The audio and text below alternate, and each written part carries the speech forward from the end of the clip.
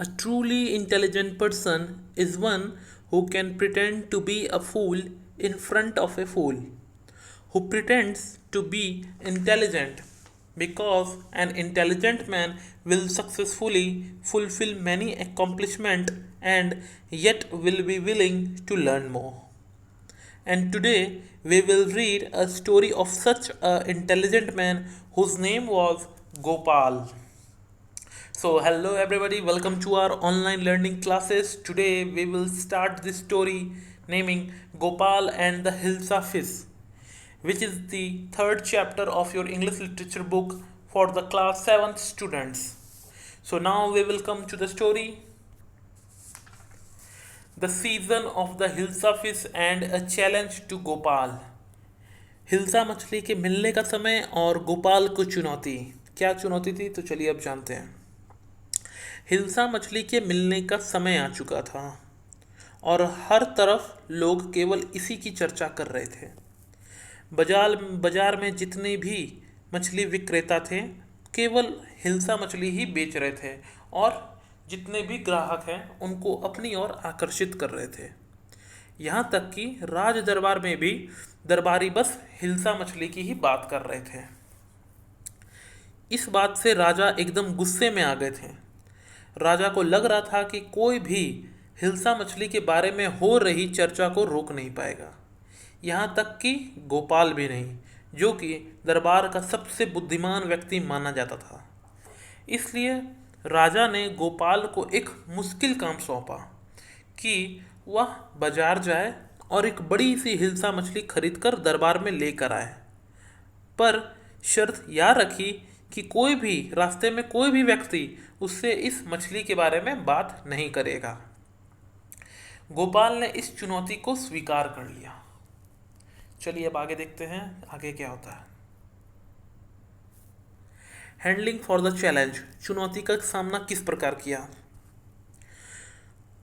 कुछ दिनों के बाद गोपाल ने आधे चेहरे से दाढ़ी को हटा ली, मतलब जो उसके बियर्ड थे वन साइड के पूरे क्लीन कर लिए, वन साइड पूरे सेव कर लिया उसने, और अपने पूरे शरीर पर राख मल ली। जो होते हैं ना जिसमें जो खाना बनाते हैं कोयले पे, जो उसके जो अवशेष रहते हैं उसी को पूरे बॉडी पे लगा लिया। इसके बाद उसने फटे हुए कपड़े पहन लिए और बिल्कुल भद्दा सा लुक बना लिया अपना, एकदम भद्दा, एकदम गंदा टाइप का दिखने लगा।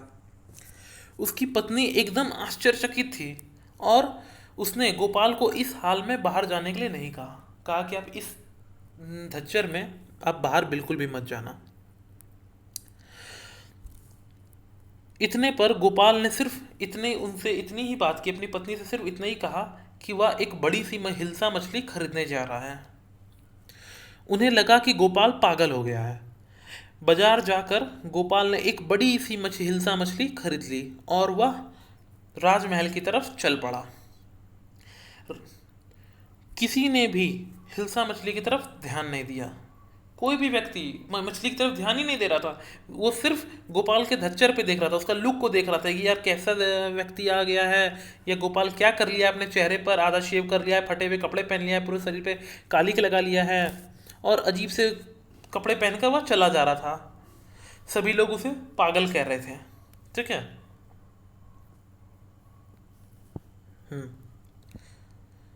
वह राजा से मिलने गया, पर राजमहल के बाहर वहाँ के जो बॉडीगार्ड्स होते हैं वो उन्हें रोक लिए, उसे अंदर नहीं जाने दे रहे थे।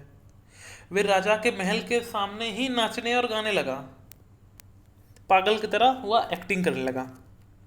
राजा ने आदेश दिया कि उस व्यक्ति को पकड़कर मेरे सामने पेश किया जाए। दरबार में सभी गोपाल को एक पागल के जैसे कपड़े पहनकर देखकर दंग रह गए थे। सब सोच रहे थे कि गोपाल को क्या हो गया, वो इस प्रकार के कपड़े और इस प्रकार का जो लुक है वो क्यों बना लिया है। राजा ने गोपाल से इस अजीब पोशाक को पहनने का कारण पूछा। राजा ने पूछा कि अरे भाई क्यों ऐसे कपड़े पहने हुए हो, क्या हो गया। तब गोपाल ने राजा को उस चुनौती की याद दिलाई कि राजा साहब, आपने ही तो मुझे आदेश दिया था कि आप बाजार से मछली लेकर आना और शर्त रखी थी ये कि कोई भी उस हिल्सा मछली का जिक्र नहीं करे, तो मैंने ये ऐसा लुक बना लिया।